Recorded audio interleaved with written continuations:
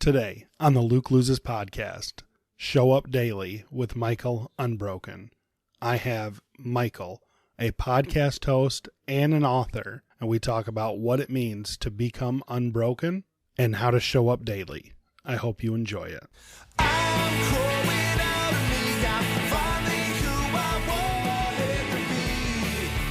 What's up, losers? I am Luke, and this is Luke Loses, where we're losing the weight, we're losing the unhealthy lifestyle, and we're losing that negative image we have for ourselves. Please remember that I have no fitness or nutrition education. Everything I talk about is from asking questions, searching the internet, and my own personal experiences. Check out my website. It is www.lukelosespodcast.com, or you can call the loser line, which is 323-920-LUKE or 5853. You can send me a voicemail there, leave me tips, topic ideas, concerns, whatever's on your mind, and I will try to address it on a future episode. Now, with that being said, let's just jump right into today's episode. What's going on, everybody? Thank you so much for tuning in to the Luke Loses podcast. If you are new, welcome. If you are not new, welcome back. I appreciate every one of you. If you missed last week's episode, go check that out. It's called The Return of Old Luke, and I talk about some of my bad habits that have come back and what I am doing to try to fight them off. As for today's episode, I interview Michael Unbroken. He has an amazing story. It's nonstop crazy. We didn't have a whole lot of time to talk, so this episode is shorter than my other interview podcast, but I do plan on having him come back and we talk a little bit more about other things. And like I said, he is an author and he's got his own podcast, so I will link those in the show notes. And as for his book, he is offering to give it to the listeners of the show for free. So listen to the episode, and at the end, it talks about how to get that free copy of your book. Let's just jump right into the interview. All right, so today on the show, I have a guest, Michael Unbroken. He is the best-selling author of Think Unbroken, and he is a coach, mentor, and educator for adult survivors of child abuse. Michael, why don't you go ahead and introduce yourself? Yeah, thanks, man. It's a pleasure to be here. Super excited. It's funny because if you had asked me, 5-6 years ago, would I be sitting down having conversations like this? I'd be like, no, probably not.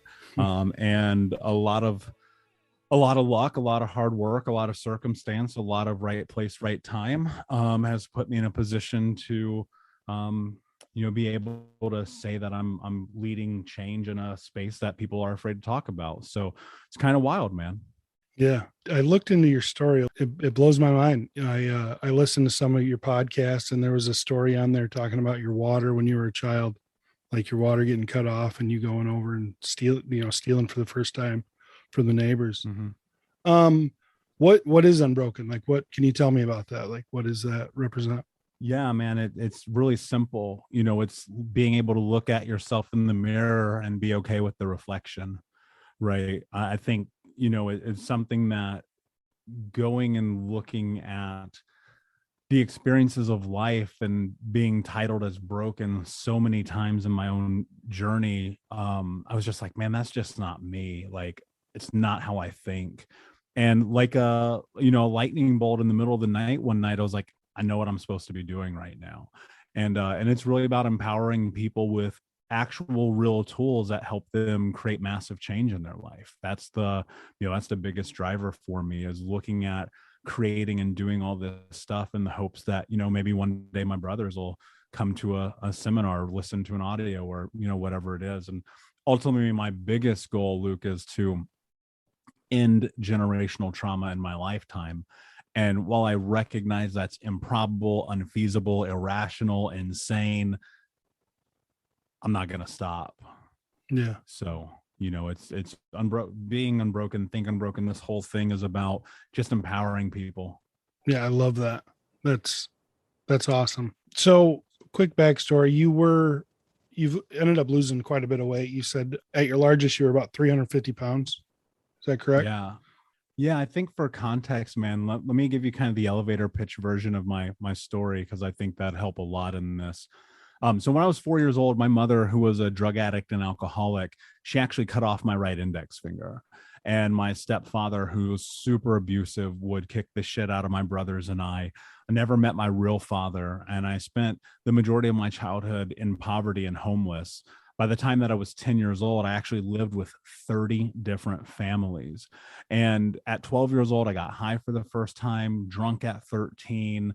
By 15, I was expelled from school for selling drugs. Luckily, I got put into a last chance program, but I was selling drugs. I was still in cars. I was breaking into houses. I was doing all those things.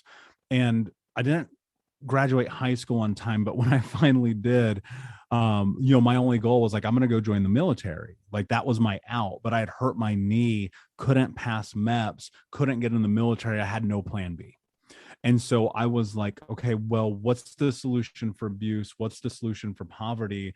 And I was like, oh, it's got to be money. So I made it a choice to move towards making $100,000 a year legally. Now, this was super important. My uncle was in prison for life. My friends have been arrested and in jail. My family, I've been in handcuffs. And today, my 3 childhood best friends have been murdered. I just knew, I was like, man, if I stay this road, I know where it's going. And so I made this goal, 100,000 by the time I'm 21. And I landed a job with a Fortune 10 company, no high school diploma, no college education. And I started making that money. But that thing that happens to people when they've never had money, that people say happens to people when they get money, happened to me. Yeah. And my life became so terrible because I had the ability to have excess.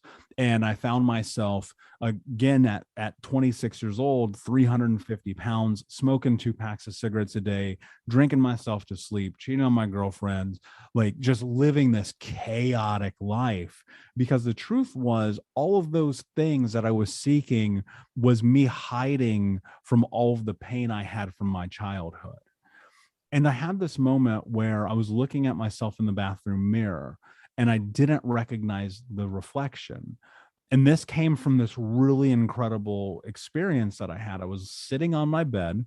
It's 11 o'clock in the morning. Keep in mind, I'm about 350 right now. I'm smoking a joint, eating chocolate cake, and watching the CrossFit games. Like, dude, if that isn't rock bottom, like I really don't know what is. And so I looked in that bathroom mirror and I didn't recognize the face, but I was taken back to this memory of being 8 years old. In the water company, they came and they turned our water off. Like we were that poor. Dude, I grew up in America and we were that poor. And I took this little blue bucket, walked across the street to my neighbor's house, and that was the first time I stole water. And I would have to steal food. And I would have, there's a Big Lots around the corner from our house and a little gas station around the corner from there and a head shop around the corner from there. And I would always just, it was survival. And part of it was excess. And so I found myself in this place at, 26 years old, having this existential crisis. And I looked in the mirror and I said, what was I willing to do to have the life that I wanted to have? And the words "no excuses, just results" just really hit me hard. And I was like, I'm going to stop fucking negotiating with myself. Luke, dude, let me tell you this, because people hear stories like this and they go, oh my God, that's incredible. Look at you now. 11 years later, my life is very different from that moment. I'm a speaker, I'm a coach, I'm a podcast host, I'm an author, I'm all these things. But I was also the dude who couldn't get out of bed, right? And I had this moment. Well, when I was a child, our food came from the church pantry, the majority of it, or the really cheap grocery stores like Aldi's. And if I'm going to age myself, but Aldi's isn't what it is now. When I was a little kid, Aldi's was like, we got leftovers, come and get it. And the food from the church, but also the food from the government. Dude, I literally had powdered milk and government cheese as a kid. Like we were that poor. And we wouldn't even get food stamps, right? Or if we did, my mom would use them to go and get drugs. And so the church would give us food, and that's pantry food. It's just the lowest quality. Like, I'm thankful we had it. Don't get it twisted. I'm not trying to be ungrateful, because like shit, man. But I would go to the Big Lots, and I would go to the corner store, and I would just steal like candy, because it was more palatable to eat candy than it was to eat whatever that stuff was. Yeah. And so I was wearing a boy's size husky in middle school, which is like the most traumatic experience of my life. My mom cut my finger off, and that's less traumatic than walking into Walmart to the boys husky section. And so I'm sitting here, like, I'm looking at, like, I'm being the kid picked on, like I'm being the kid judged. And so as a child going through that, not only being poor and wearing shoes from the Goodwill and dealing with this tremendous amount of poverty, and also being the chubby kid because I was malnourished, like I was malnourished. Like, that's what people don't understand. Like, I was eating processed garbage for every single meal all day long. And then what happened is I found myself heading into like this growth spurt, and suddenly I'm 6'4", 200 pounds, playing 4 sports, right? Captain of the football team, captain of the wrestling team, co-captain of the baseball team, right? Like, I kind of like filled out into that husky. And so I was in really good shape for a long time, man. But then I turned 21, and then I got able, and then I was able to go to the bars, and then I was able to eat pizza at 3:00 in the morning drunk. Yeah. And you guys, where are you at? Where do you live at? Michigan. Okay, so you got White Castle. So let me tell you about White Castle at 6 a.m. when you've been drinking all night. You know what? Give me a case and some fries, man, and a cream soda. And then wake up in the morning and go to Bob Evans, and then do it again and again and again. Bob Evans is a breakfast place. I don't know where you live, who's listening, but you have breakfast there. And so, what would happen? So now I'm making all this money. I can party all night, get stoned all night, pop all these pills, drink all this booze.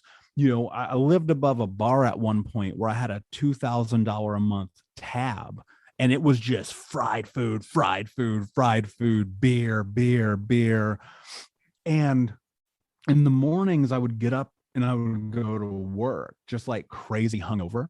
And on my way to work, it was like literally, I asked myself every day, like, how do I feel today? This is so insane. It was like, how do I feel today? And it would be like, on my way to work was a Hardee's, a McDonald's, a Carl's Jr., and a Sonic. And there was a Taco Bell, but they didn't open. They didn't have breakfast back then. Yeah. And I would be like, all right, where am I going today? It's Monday. Right. And then you'd go to McDonald's. I have fucking this nasty iced coffee full of sugar, and McDonald's going to sue me one day, Luke, because I've told this story before. I'm just putting that out there because fuck them. And so anyway, I would eat all this stuff for breakfast. And then for lunch, it was like, okay, cool. What other fast food restaurant can I go to?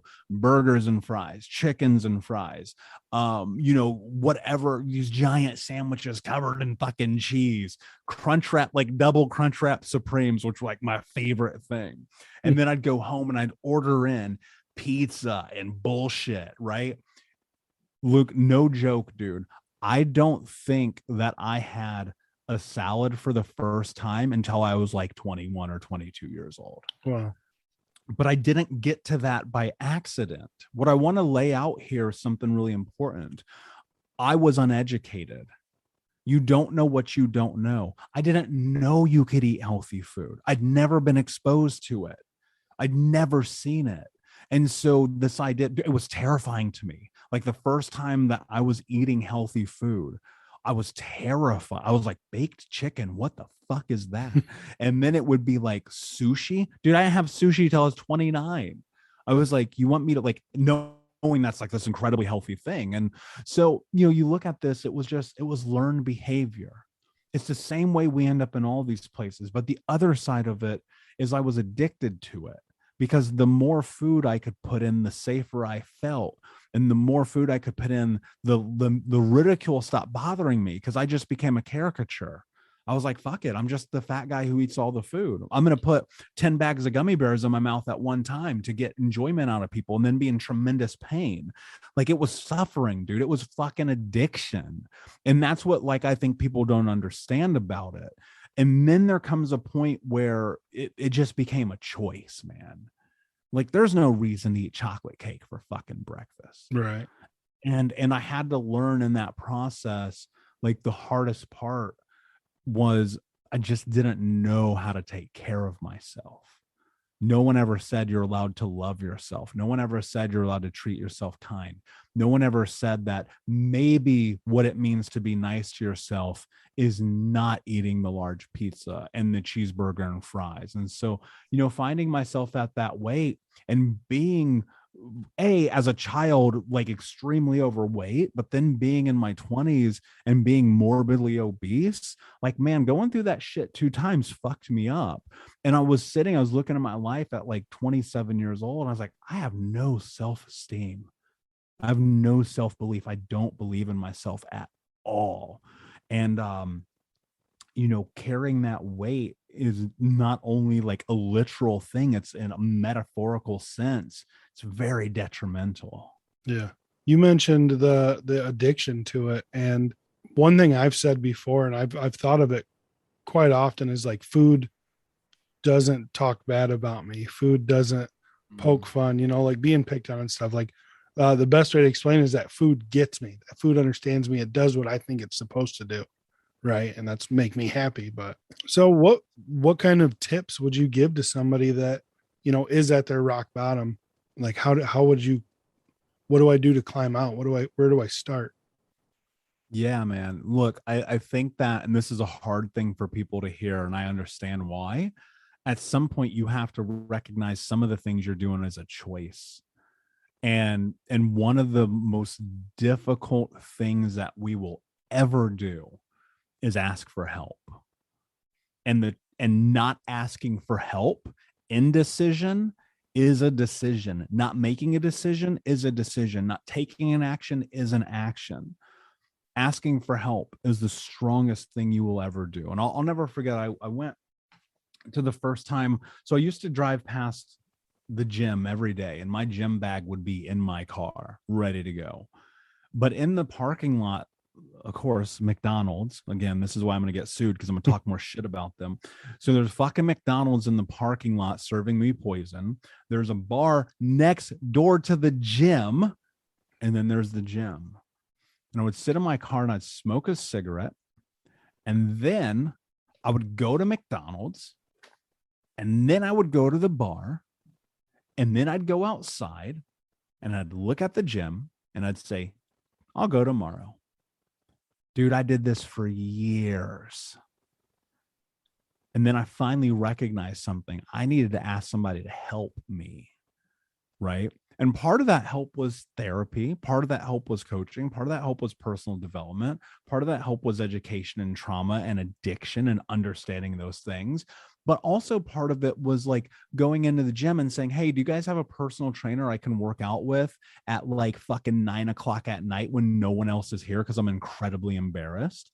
And then part of it was, I remember distinctly, I don't know if you've ever heard of DDP yoga. Yeah.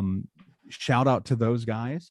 In, I want to say 2012, 2011, I sent them an email and I was like, I want to try. It used to be called Yoga for Regular Guys.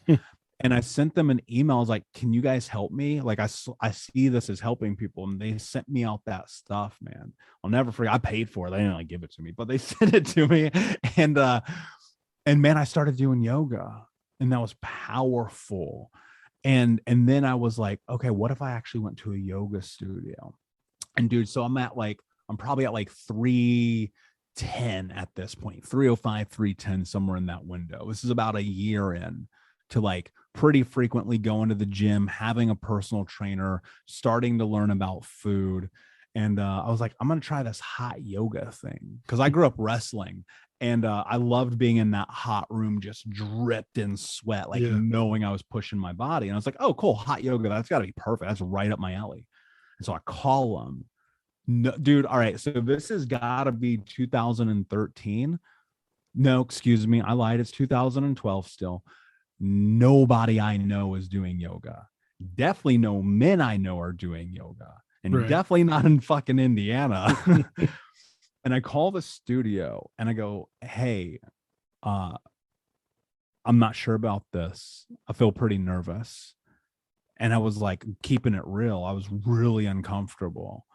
And her name was, I'll never forget, Hajan. And it's called, I go and she goes, look, just come in. This is a place for people to be themselves. There's no judgment in this. And you hear stuff like that, dude. And I was like, I don't know, man. I don't know about that.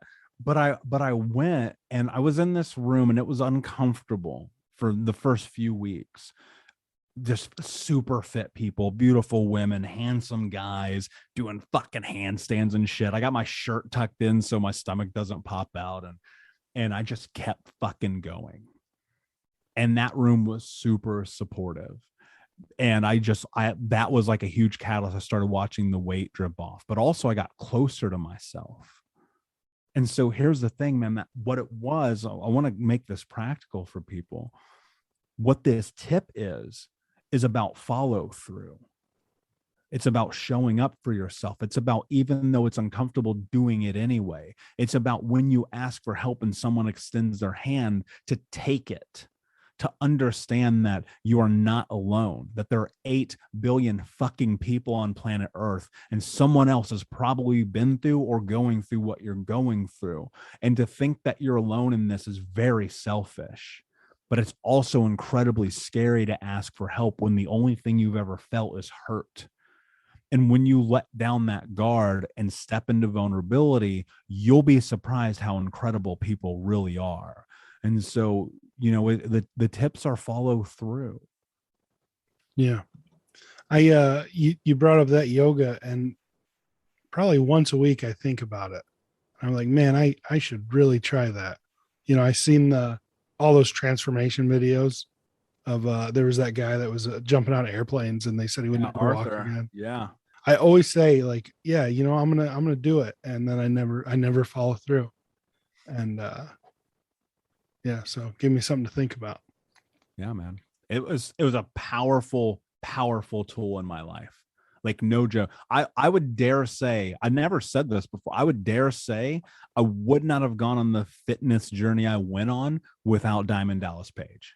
Part of that is too because I fucking loved wrestling as a kid, and like he totally hooked me. I used to pretend I was DDP, so it was like it was meant to happen. Yeah. But I promise, man, it was a transformative experience. All right, so I've seen a lot on your website, and I've heard you talk about it, like this vortex. What is this vortex that you talk about? Yeah, look, man, that's the darkness in us. That's that place where we don't show up, where we don't believe in ourselves, where we don't love ourselves, where we let the words in our head dictate what happens in our lives. Look, I'll tell you this. I believe this adamantly. If I believe anything in the world, it's this. What you think becomes what you speak. What you speak become your action, and your actions become your reality. And what that means is the words in your head on a long enough timeline create the life that you have. In front of me, you can't see it. It says mindset is everything. What people don't understand about mindset in a practical way is what it actually means. If the vortex is the darkness, self-loathing, self-hate, hurting yourself, addiction, pain, suffering, all of that, let's call it self-imposed. Well, the opposite of that would be self-love, right? And so here's something I want people to do, is to take a pen and a piece of paper and write what I'm going to say. And then you're going to convince yourself that this is true because it matters this much. I am the kind of person who is kind to myself. I am the kind of person who is kind to myself. Because think about this, Luke. The way we're talking to ourselves right now, the words in our head to ourselves about ourselves, if you said to me, I would punch you in the face. If you said it to someone else, you would go to prison maybe, right? We get dark. So think about the impact that's having in your life. But when you filter the way that you speak to yourself through something so binary as I am the kind of person who is kind to myself, you will move with momentum and actions towards kindness that on a long enough timeline make it your actualization, your reality. And I think about these moments of amazing transformation where people, I've worked with so many people, dude, and on the backside of them really adapting this radical kindness into their lives, that they've seen massive change, because it starts to pique the questions like, what does kindness mean? Is kindness going to the gym? Is kindness going for that walk? Is kindness putting down the fifth slice of pizza? Is kindness not drinking myself to sleep? Is kindness not cheating on my girlfriend? Is kindness eating the salad? Like, you start filtering your thought process through kindness. Like, what does it mean to be kind to myself? And in that, you see this radical shift, because that vortex, dude, I'll tell you right now, it's that little fucking whisper on your shoulder. You're not good enough. You're not strong enough. Nobody likes you. You deserve this. You're a piece of shit. That's the vortex. And we get trapped in that. And look, I'll be real with you, man. That voice pops up in my head every day. And you have to decide what voice is going to be louder. And one of the hardest things about that is that it's not uncommon that, like me, you find yourself at 20, 25, 30, 50, 70 years old, and you're like, I have no confidence. I have no self-esteem. Of course you don't. You've only been belittling yourself since you were 6 years old, and that person bullied you because your shirt was too tight, because you were the size husky. And so when you start thinking about that, you make meaning of that, and you put it together in this way in which you go, fuck, man, I am mean to myself. Why am I doing that? Because you don't deserve it, but you have to change it. And my therapist taught me something that I will carry with me till the day I fucking die, man. Change only happens when you make change happen. And the way that you talk to yourself, I will argue with anyone, is the most important change that you will ever make in your life, because that vortex is real, but so is your possibility. It's crazy when I like these episodes, it seems like they're always talking to me, right? Like every time I'll do something or say something, and then what the topic we get on, it's like, that's exactly what I was thinking 4 hours ago. I made a post on my Instagram recently about you can't have a positive life with a negative mind. One of my biggest issues is the negative thought of myself, right? So I have horrible body image issues. It wasn't up until recently that I would even look in a mirror, if you look at the past 10 years, there's hardly any pictures of me. And if there are, they're like from up high, so you can't see my chin, and I look good in every picture, right? So yeah, it's amazing how much these things can affect it. Yeah, it's needed to have a positive mindset. If I had a magic pill that I could just give to people and let them know that they're the reason that their life isn't what they want it to be, where they would actually acknowledge it and believe it. If I could give people that pill, like, we wouldn't even have to have this conversation, because it's so true that what you're thinking is going to be the catalyst for everything that's next, right? Yeah, it's okay. You're in a dark place today. Cool. I'm not saying tomorrow is going to be better. I don't know if the measurement for better is. I think that's a misnomer in our vernacular, and often misleading. What I'm always thinking about is, can your life be different?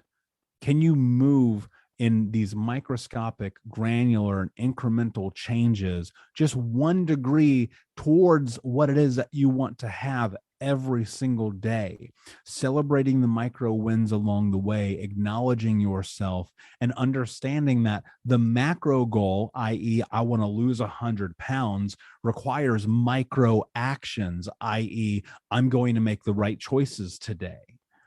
Because here's what happens. We're incredibly impatient. And I think the part of this conversation that's often not actually talked about in the appropriate way is the fact that you really have to drop a lot of patience on yourself to get through this in an effective way. And I would say this, I know this sounds odd, but I believe that it takes as long to get healthy as it does for you to have gotten unhealthy, right? And I look at my life at this journey of starting 11 years ago, but also measuring the fact that I didn't take care of myself for 26. I still got another 15 years to go before I get back to my break even, right? And so it's like, do the little things, celebrate the micro wins. This morning, man, up at the gym, 5 a.m., getting it. It's 7 o'clock here, doing the things, making the changes, being able to show up for myself every day, right? That's the game. That's the game. Like, you want to win this, you want to get healthy, you want to change your life, you want to lose weight, be fucking patient, but you have to show up every day and understand that in 7 years, your life will be different. I'm not saying better, because I don't know what that means. You have to figure that out for yourself. But on a long enough timeline, it can be different. I like that explanation. So I know we're running close on time here. Is there anything that you want to talk about that that we didn't get to touch on? I know we kind of bounced through things and whatnot, but is there anything that you want to bring up? It's your turn to have the mic. Yeah, man. Well, I think the whole thing's been me, man, but I appreciate it. Yeah, I had a friend tell me something really interesting one time that changed my opinion on a lot of things around food. And they said food is actually just food. There's no good food, there's no bad food, there's just food. And I was like, oh, that's so fascinating, because they're right. It all is just food. Like, however you look at it, it's all food.